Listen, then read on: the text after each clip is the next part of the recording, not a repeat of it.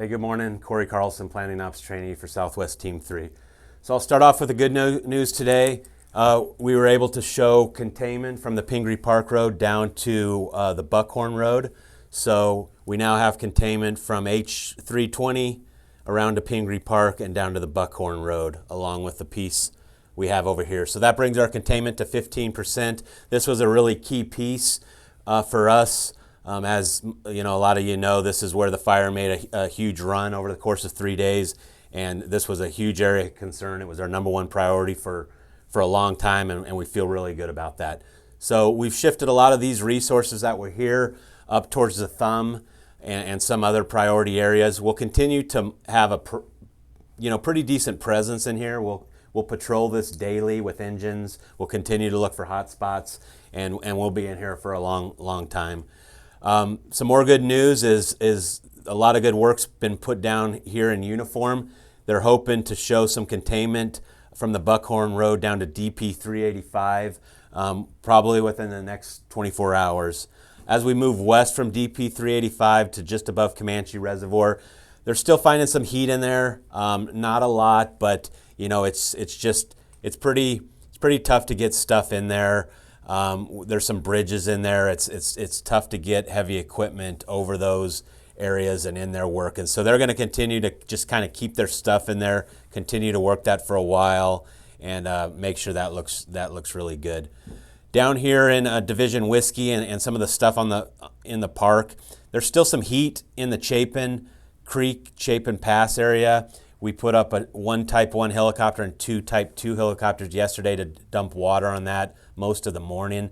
By the afternoon, things were looking really good, but we'll continue to kind of hit things hard when it's kind of a little bit cooler conditions. So all that's looking really good. The Long Draw Road and then down to Joe Wright, things look really good in there. I think we're really close to showing some containment in there. I think we just want to kind of piece things together a little bit more, work things a little bit more, as well as this western edge. This hasn't had any growth, any movement in a couple weeks now. It's just inaccessible by foot. We haven't had any boots on the ground, so we just want to monitor that by air for a little bit longer, make sure that it's 100% good before we show any black on the map. But this all is looking really good. No issues there.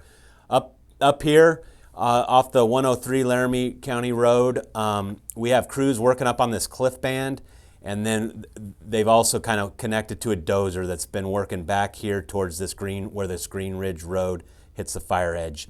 East of the Green Ridge Road, the dozer line and crews continue to work this piece. You can see those red dots. Those are areas of heat, so they'll continue to work that for several more days. As we come around, you can still see some areas of heat. These areas have been worked for several days, and they'll continue to just go back over these areas each day, and these red dots, areas of heat, should disappear slowly.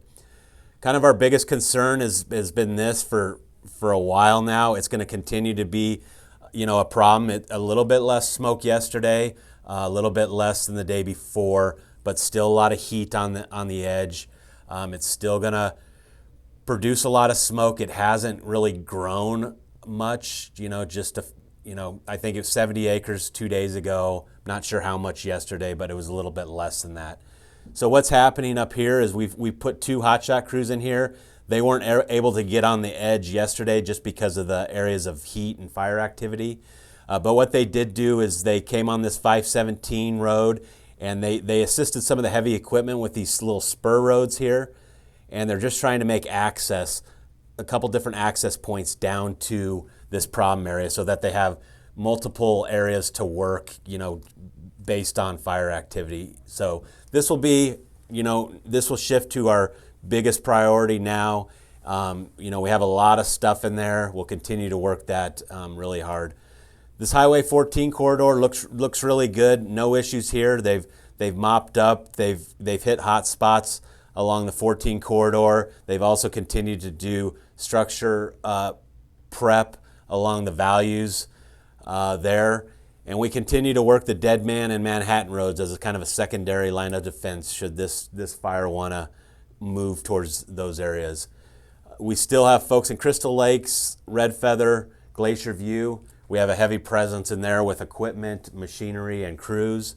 And then as we come down to Estes Park, Glen Haven, The Retreat, Cedar Park, Storm Mountain, no actual work is going into lines in and around these communities, but they do have things drawn on the map. They do have a good plan in place. They have some lines flagged in so that if this fire was to move in this direction, they would know exactly where to go and when.